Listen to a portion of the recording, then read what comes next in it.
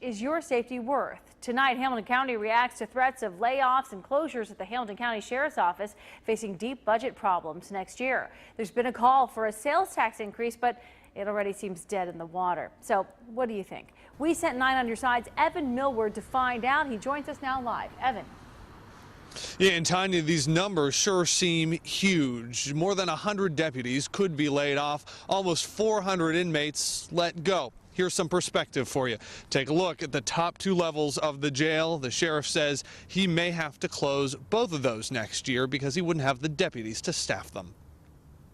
For all their issues, Cincinnati and Hamilton County have come a long way. There's a lot of pride here. But what's it cost to keep it that way? We're getting to the point where we're going to have to make some very harsh and rash decisions in order to survive. The sheriff's office says next year's budget is $8 million short. There's no room left for any cuts. We've made cuts again. I describe it as cuts into the bone, and there's no more bleeding. And in Fountain Square Wednesday, there was concern millions in cuts to the sheriff's office would lead to a backward slide. We've made so much progress in just the last 5 years.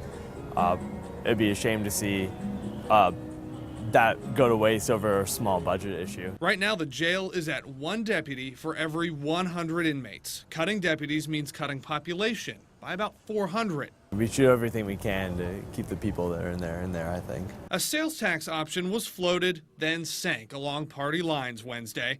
Asia Reed isn't opposed, but does think some cuts can be made. Maybe just trying to refocus the efforts from some forms of crime to the types of criminals that are actually dangerous. And while these threats make many worry about perception, but it would certainly set us back in a few years in terms of the development we've actually made downtown. Sheriff Jim Neal says it's more fundamental. It's all about keeping the public safe and having enough staffing, not only to keep the public safe, but to keep our staff safe.